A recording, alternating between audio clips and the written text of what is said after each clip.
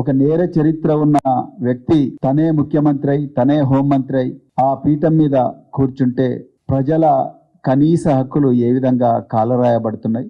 BRSV నాయకుడు గెల్లు శ్రీనివాస్ యాదవ్ మీద పోలీసులు చేస్తున్న ఏదైతే దాడి ఉన్నదో, రేవంత్ రెడ్డి ఆదేశాల మేరకు జరుగుతున్న ఈ దాడిని మేమందరం కూడా ఖండిస్తున్నాం.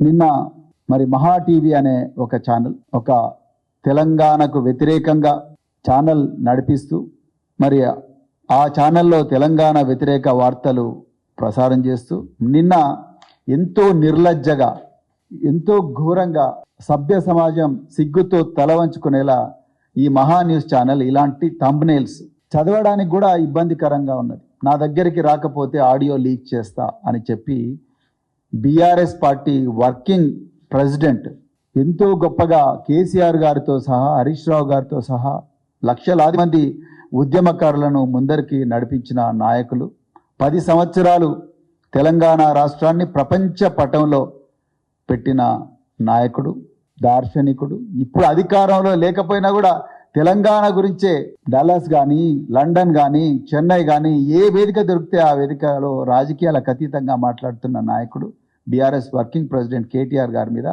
అసభ్యకరమైన భాషలో ఇక్కడ థంబ్నెయిల్స్ కొన్ని పెట్టిండ్రు.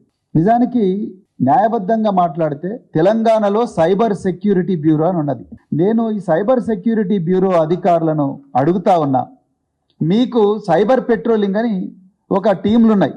ఈ సైబర్ పెట్రోలింగ్ చేసేటప్పుడు మీకు బీఆర్ఎస్ నాయకుల మీద ఇంత అసభ్యకరమైన భాషలో థంబ్నెయిల్స్ పెడుతూ యూట్యూబ్ ఛానళ్లలో వ్యక్తిగత క్యారెక్టర్ ఏదైతే ఉన్నదో క్యారెక్టర్ను అసాసినేట్ చేస్తుంటే మీకు రావడం లేదా? మరి 67 ఐటీ యాక్ట్ కింద మీరెందుకు సోబోటో కేసులు పెట్టలేదు?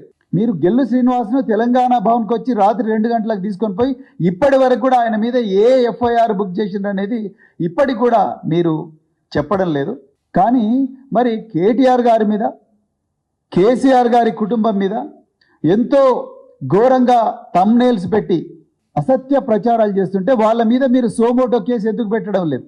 ఇక్కడే మీ డొల్లతనం, మీ పక్షపాతం బయటపడతా ఉన్నది. ఇంకా మీరు ఎన్ని అరెస్టులు చేస్తే ఏం లాభం, ఎన్ని ప్రెస్ రిలీజ్ చేస్తే ఏం లాభం, ఎన్ని ఈవెంట్ చేస్తే ఏం లాభం? ఇక్కడ మీరు నిష్పక్షపాతంగా వివరించలేకపోతున్నారు.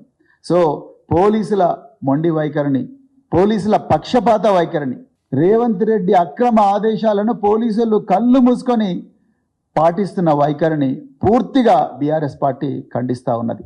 ఇప్పటికైనా మీరు బుద్ధి తెచ్చుకోవాలి. మీరు యూనిఫామ్లో ఉన్న అధికారులు, నేను కూడా ఒకప్పుడు మీ కుటుంబంలోనే ఉన్నాను. కానీ ఈరోజు పోలీసులు వ్యవహరిస్తున్న ఈ పక్షపాత ధోరణి ఏదైతే ఉన్నదో అది ప్రజాస్వామ్యానికే ప్రమాదం, డిపార్ట్మెంట్కే తలవంపులు తీసుకొచ్చే విధంగా ఉన్నది.